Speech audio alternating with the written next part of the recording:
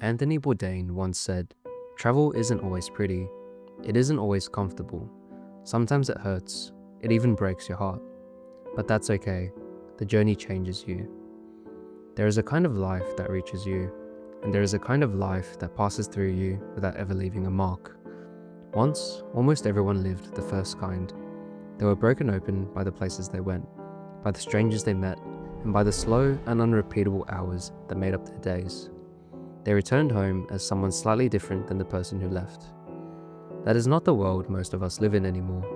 Something has shifted in the last few decades, something almost no one talks about openly, and yet almost everyone seems to feel. A quiet conviction sitting underneath everything, that the world no longer reaches them the way it once did. The extraordinary arrives, it is noticed for a moment, and then it passes, like everything else, into the background. This is the quiet shape of the modern condition. Not despair, not grief, something colder and harder to name. The slow, unspoken suspicion that nothing really matters anymore. Friedrich Nietzsche once wrote that he who has a why to live for can bear almost any how. But what happens when there is no why left? When nothing reaches deep enough to matter? There was a time when a single tragedy would put the world to a halt. A war, a death, a scandal that shook the world for weeks. Now it is gone by morning, replaced by the next headline and the one after that, each fighting harder than the last for the small piece of attention you have left to give. Open your phone for 30 seconds and you are bombarded with the extremes of human existence.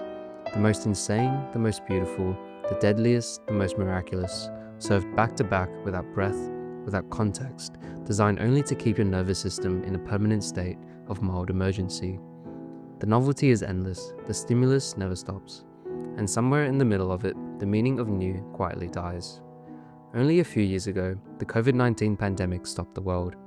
Empty streets, held breath, a fear that lasted years, terrified of something none of us could see.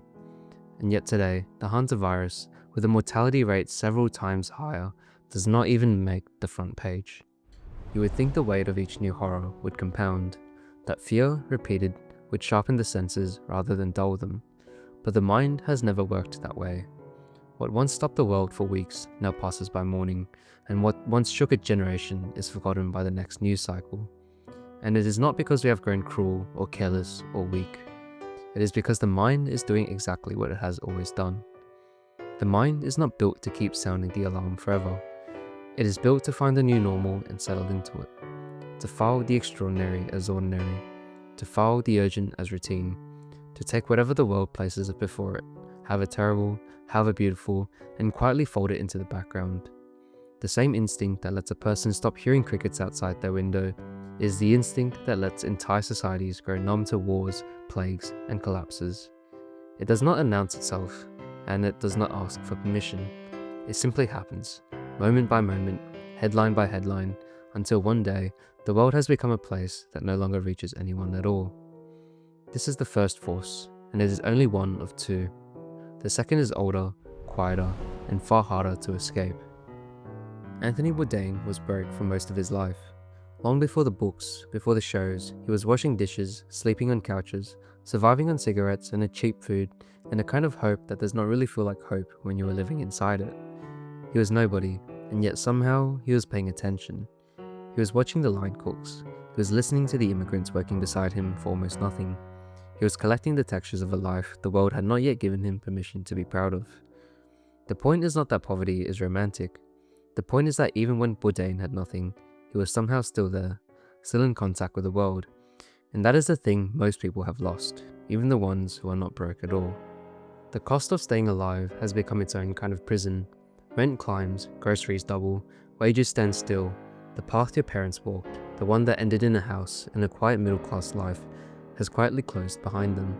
So you wake up and you work, and you come home tired and you do it again. And the thought of caring about something larger than your own survival begins to feel almost laughable. Civic engagement becomes a luxury. Hobbies are a luxury. Curiosity itself is a luxury. When every spare ounce of energy goes toward keeping the lights on, there is nothing left over for the world. But here is what is strange. Even the people who do have time, the ones who are not drowning, even they feel it. Even they cannot bring themselves to care about anything. And that is where the deeper problem begins. Centuries ago, the philosopher Blaise Pascal wrote that all of humanity's problems stem from man's inability to sit quietly in a room alone. He saw it then. It is more true now than it has ever been. We do not want to be present with ourselves, because being present is the one thing we have forgotten how to do. The inner world has gone silent. People have stopped collecting their own experiences. They have started consuming other people's lives instead, endlessly scrolling through the edited highlights of strangers, mistaking the watching of a life for the having of one. To live a life and to consume a life are not the same thing. They look similar from the outside. They feel similar in the moment. But over the course of years, only one of them leaves anything behind. This becomes visible the moment a person is asked to sit in silence with the people who love them and try to fill an hour with their own stories. Not opinions absorbed from a podcast, not jokes pulled from a feed. Stories, things lived, witnessed, and survived. For many, the hour cannot be filled. Perhaps half an hour, 10 minutes, and eventually, slowly and without warning, a realization arrives that almost everything interesting they know about the world was handed to them through a screen, not through experience and not through risk, not through the slow, irreversible accumulation of a life actually lived. This is the quieter poverty, not financial, but experiential. A poverty no economy can measure and no salary can solve. A person cannot care about a world they have no real relationship with. A person cannot defend a life they have not actually lived. A self built entirely out of consumption, out of takes absorbed, content scrolled past, lives watched from a distance. It has nothing to protect because nothing was ever really built. It is a created feed pretending to be a person. The stimulation Bourdain chased was nothing like the kind that fills your screen. It was slow, almost inconvenient. He would sit in a single market for an entire afternoon, eating one meal, listening to a language he did not speak, letting a place actually reach him. The point was never the variety, the point was the depth. He went to those places to be changed by them, and the slowness was the entire mechanism. What he built across all those years was connection, real connection to a country, to a culture, to people whose names he would forget, but whose faces stay with him forever. That is what experience is supposed to do. It is supposed to quietly change the shape of who you are by letting the world get close enough to touch you. Now compare that to the life most people are living. Wake up, commute, work, scroll, sleep, repeat. And the strangest part of it all is that the choice has always been there. Free will did not disappear, it was simply not exercised. Days became weeks, and weeks became years. And somewhere along the way, the unlived life began to feel like the only one available. And there is something quietly tragic about a person who has never stepped outside the path laid out for them.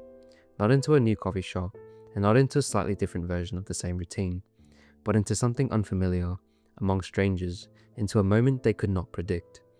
For most of human history, no one would have called this a life. It would have been called a sentence. The discomfort that arises at the thought of stepping off the path is not instinct protecting anyone. It is the cage showing its edges. And the people who do step off, the ones whose lives somehow seem larger than the rest, are not made of different material. They were not given more time. They were not handed a lighter set of problems. Bourdain was broke for years. He was haunted. He carried things most people would not survive carrying. And still, he chose to be present in the world rather than absent from it. The assumption that an interesting life belongs to a different kind of person, luckier, braver, freer, is one of the quietly destructive lies of modern life. Almost no one is born into the life they end up living. They build it, one uncomfortable decision at a time. So chase real stimulation, the kind that costs something, the kind that scares you a little, because you cannot become extraordinary by doing what everyone else is doing. You cannot live a life that means anything by consuming other people's lives. The world is still out there. It has just been waiting for you to come back to it.